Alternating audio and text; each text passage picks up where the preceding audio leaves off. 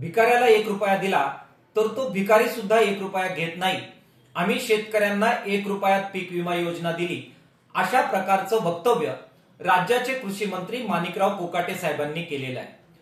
कोकाटे साहेबांचं हे विधान शेतकऱ्यांचा अपमान करणार आहे, त्यांच्या स्वाभिमानाला धक्का पोहोचवणार आहे आणि अप्रत्यक्षरित्या का होईना शेतकऱ्यांची तुलना भिकाऱ्याबरोबर करणं आहे। किसान सभेच्या वतीने माणिकराव कोकाटे साहेबांच्या या विधानाचा मी तीव्र शब्दामध्ये धिक्कार करतो।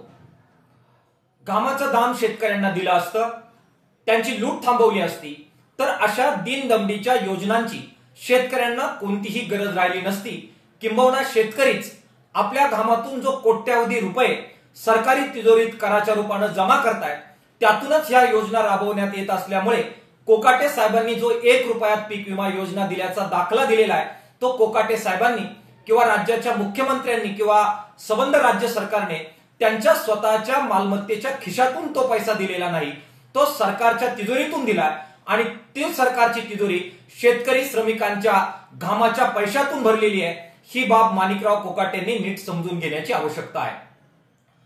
सोयाबीनला आधार भावाने खरेदी करण्याची मुदतवाढ करा याबाबत पत्रकारांनी जेव्हा याच कृषी मंत्र्यांना प्रश्न विचारला त्यावेळी हेच माणिकराव कोकाटे साहेब म्हणाले की हा सोयाबीनच्या खरेदीचा प्रश्न हा आमच्या विभागाशी संबंधित नाही। त्यांनी तो संबंध प्रश्न पणन विभागाकडे ढकलला। स्वतः जबाबदारी घ्यायची नाही, शेतकऱ्यांना घामाचं दाम द्यायचं नाही, त्यांना लूट करणारी संबंध धोरणं राबवायची आणि दुसऱ्या बाजूला त्यांच्याच घामाच्या पैशातून जो पैसा तिजोरीत आलाय त्यातून ज्या योजना राबवण्यात येत आहेत त्या योजना राबवण्याच्या बदल्यामध्ये त्यांची तुलना अप्रत्यक्षरित्या का होईना भिकाऱ्याबरोबर करायची, ही जी मानसिकता कृषी मंत्र्यांची आणि राज्य सरकारची आहे ही अत्यंत निषेधार्ह आहे। त्यांनी याच्यामध्ये सुधारणा करावी।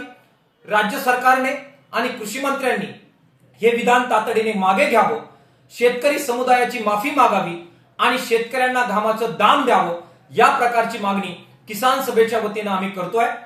माणिकराव कोकाटे साहेबांनी अशा प्रकारे यापुढे विधान करत शेतकऱ्यांना आहत करणं थांबवावं अशी सुद्धा अपेक्षा त्यांच्याकडून व्यक्त करतो आहे।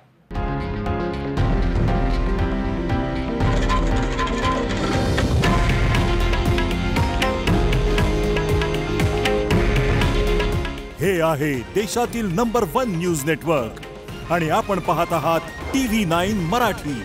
काळजी तुमची, हित महाराष्ट्राचं।